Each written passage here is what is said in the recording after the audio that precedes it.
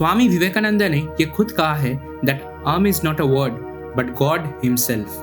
दुनिया का हर एक रिलीजियस टेक्स्ट एक कॉन्सेप्ट में बहुत ज्यादा स्ट्रेस करता है, which is cosmic vibration, the vibration within our body which is related to the universe और the creator of the universe. और इसी वाइब्रेशन को रियलाइज करने का एक तरीका है आर्म चैंटिंग। वीडियो को स्टार्ट करने से पहले दो चीजों को मैं एड्रेस करना चाहूंगा। पहली बात यह है कि ये ओम नहीं है, ये आर्म है। और जैसे अमेरिकन्स ने आमेन को एमेन कर दिया, ठीक वैसे ही हमने भी आर्म को ओम बना दिया। दूसरी बात यह है कि वीडियो आर्म के रिलीजियस सिग्निफिकेंस के बारे में नहीं है, क्योंकि मैं उतना क्वालिफाइड या नॉलेजेबल नहीं हूँ इस टॉपिक में बात करने के लिए। यह वीडियो सिर्फ और सिर्फ आर्म एज अ वर्ड जो पावर होल्ड करता है उसके बारे में है। तो जुड़े रहिए, मिलेंगे आपसे इंट्रो के उस पार।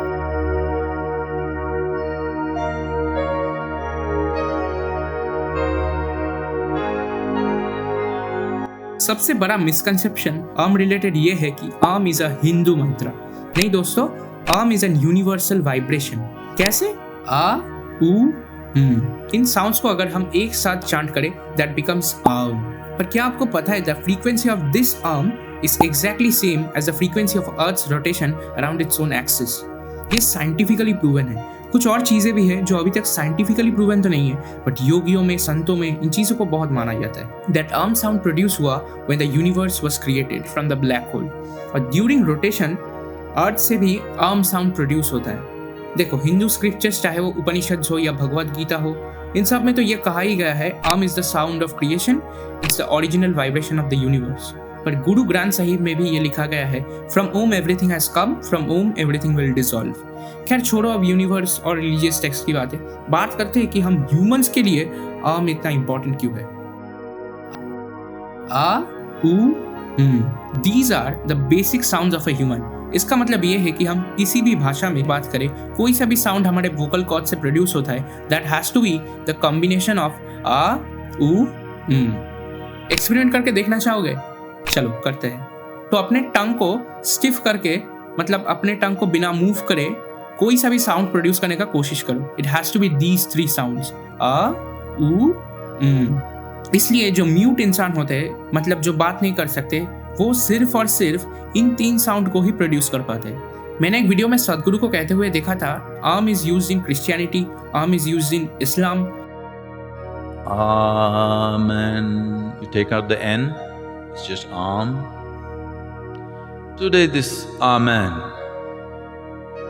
has gone to United States of America and become Amen.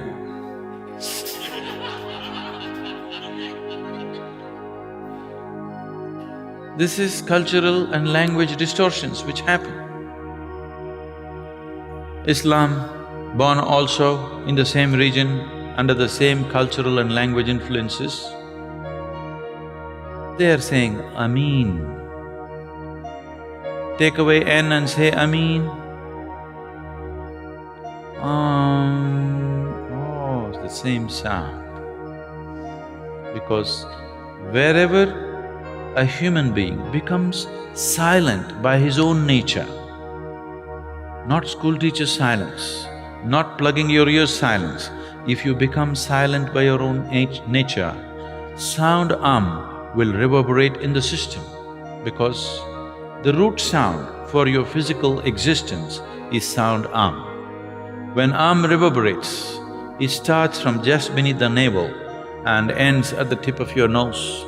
This reverberation will just happen by itself. So wherever a human being truly sat quietly, utter quietness within himself, he always became aware of the sound Am. When he transmitted it, it got distorted over a period of time according to language and cultural influences. So I won't be very wrong if I say Am is beyond every religion. Video का title justify हुआ?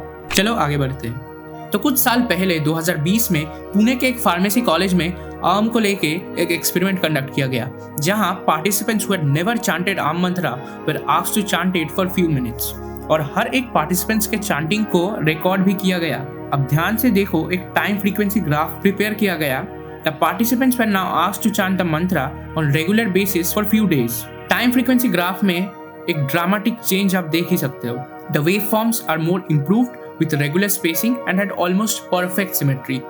इसका मतलब ये है कि हमारे body equilibrium state में चला जाता है, मतलब हमारे बॉडी में स्टेबिलिटी आ जाता है, जिसके वजह से हम काम, कंपोज्ड और शांत हो जाते हैं. The participants also witnessed dramatic improvements in focus, concentration and steadiness. Steadiness के बारे में नहीं पता, बट फोकस और कंसंट्रेशन 200% इंप्रूव करता है. ये मेरा पर्सनल एक्सपीरियंस है. मैंने कुछ दिन के लिए किया था, बट मेरा पेशेंस लेवल इतना कम है दैट मैं कंटिन्यू नहीं कर पाया. इसी ऑनेस्ट कन्फेशन के साथ वीडियो को एंड करते हैं. इसलिए मैंने आम के रिलीजियस सिग्निफिकेंस के बारे में बात नहीं किया, क्योंकि जो मैंने खुद किया नहीं है उसके बारे में मैं कैसे बताऊँ. मुझे आम का साइंटिफिक और कॉस्मोलॉजिकल एस्पेक्ट जानना था, इसीलिए मैंने वीडियो बना दिया. बहुत कॉम्प्लेक्स टॉपिक था, जितना हो सके सिंप्लीफाइड वे में बताने की कोशिश की. अब अगर कोई चीज़ गलत बोल दिया हो तो माफ़ कर देना. बताओ कमेंट्स में वीडियो कैसा लगा. अगर आपका कोई मिस्टेक एक्सपीरियंस हुआ हो तो शेयर करो कमेंट्स में हमारे साथ. मिलेंगे आपसे जल्दी अगले वीडियो में. बाय.